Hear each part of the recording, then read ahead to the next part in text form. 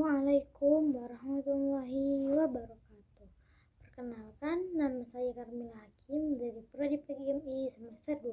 Di sini saya ingin menjelaskan tentang etika profesi. Etika profesi merupakan sebuah kompas moral bagi tenaga kerja. Secara spesifik, ini adalah seperangkat nilai, norma, dan aturan yang berfungsi sebagai pedoman perilaku bagi seseorang dalam konteks dunia nyata.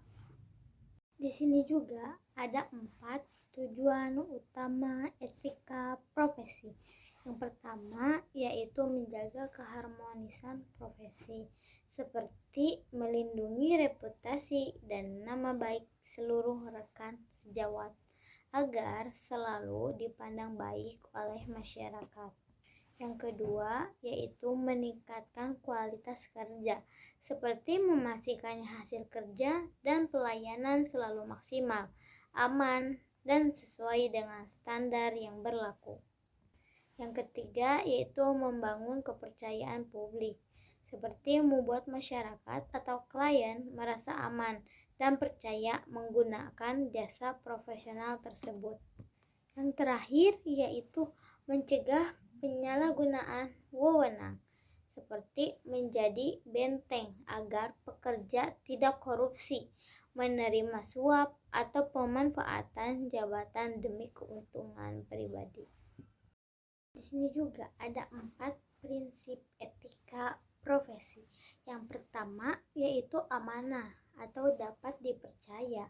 Prinsip ini menekankan pentingnya menjaga kepercayaan yang telah diberikan oleh atasan, klien, atau perusahaan.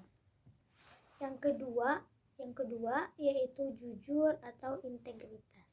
Prinsip ini menuntut keterbukaan dan kebenaran dalam setiap tindakan maupun pelaporan kerja, seperti halnya tidak memasukkan data, tidak menyembunyikan kesalahan, dan menghindari segala bentuk penipuan atau korupsi. Yang ketiga yaitu adil atau objektif. Prinsip ini mengatur hubungan profesional dengan orang lain secara merata dan tanpa pamrih. Yang keempat atau yang terakhir yaitu tanggung jawab atau biasa disebut dengan akuntabilitas. Prinsip ini berfokus pada keberanian dalam menghadapi dampak dari setiap keputusan kerja, dengan berani mengakukan kesalahan jika hasil kerja tidak sesuai, serta siap memperbaiki dan menerima sanksi atau konsekuensi yang berlaku. Di sini juga ada bentuk pelanggaran etika. Yang pertama yaitu ada korupsi dengan menyelewengkan uang atau aset organisasi demi keuntungan pribadi. Yang kedua yaitu ada suap, seperti menerima atau memberikan hadiah atau uang untuk mempengaruhi keputusan kerja. Yang ketiga yaitu ada nepotisme, dengan memanfaatkan jabatan untuk mendahulukan kerabat atau keluarga.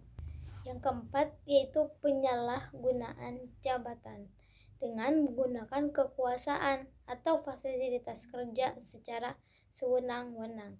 Yang terakhir yaitu pemalsuan data, seperti mengubah, memanipulasi, atau merekayasa informasi dan dokumen resmi.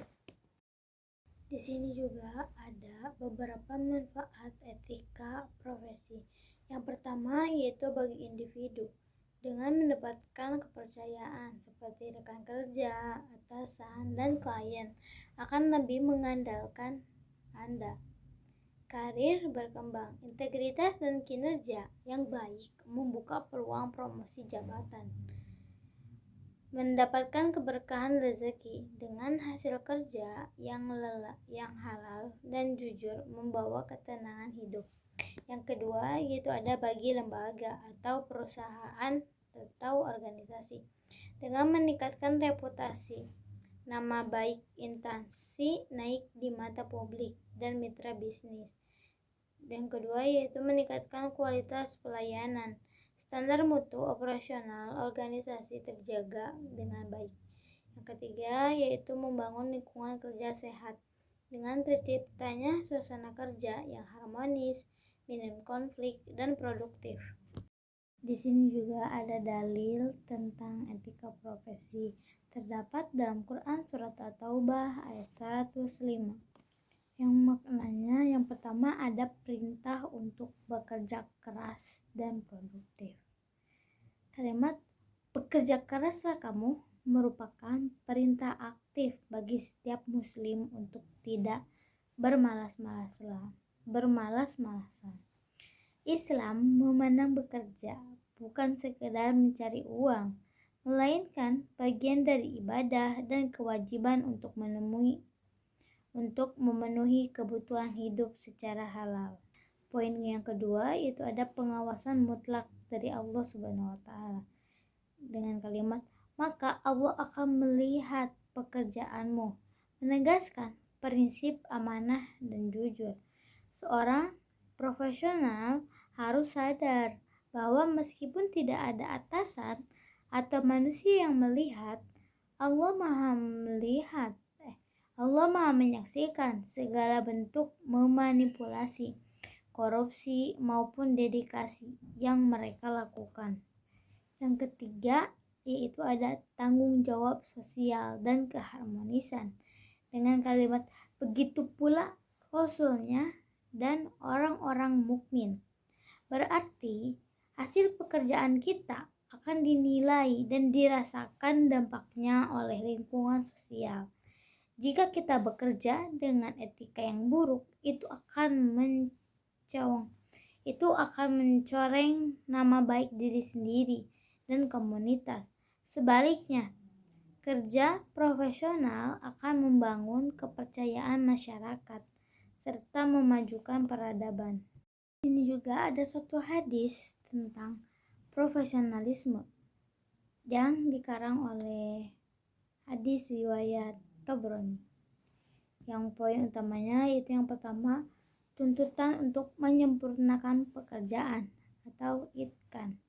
Dengan kalimat apabila bekerja, ia menyempurnakan pekerjaannya.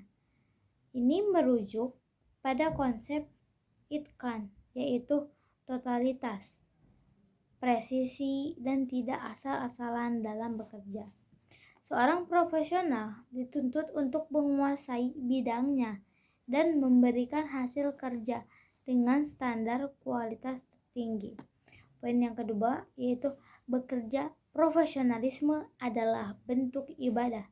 Dengan kalimat sesungguhnya Allah mencintai, menunjukkan bahwa bekerja secara profesional dan bertanggung jawab memiliki nilai spiritual yang tinggi. Profesionalisme bukan hanya untuk mengejar kepuasan atau materi, melainkan untuk meraih keridhaan dan cinta dari Allah Subhanahu wa taala. Kesimpulannya, ini menjelaskan bahwa etika profesi dalam Islam wajib berlandaskan pada 5 nilai utama, yaitu amanah, jujur, adil, tanggung jawab, dan profesionalisme. Seluruh nilai moral tersebut bersumber langsung dari pedoman Al-Quran dan hadis. Melalui landasan spiritual ini, orientasi seseorang muslim dalam bekerja tidak hanya berfokus pada pencapaian keuntungan duniawi semata. Lebih dari itu, setiap aktivitas pekerjaan yang dilakukan secara bersih akan bernilai ibadah serta memperdatangkan ridha Allah Subhanahu wa taala. Terima kasih. Wassalamualaikum warahmatullahi wabarakatuh. What the fuck is that all right now?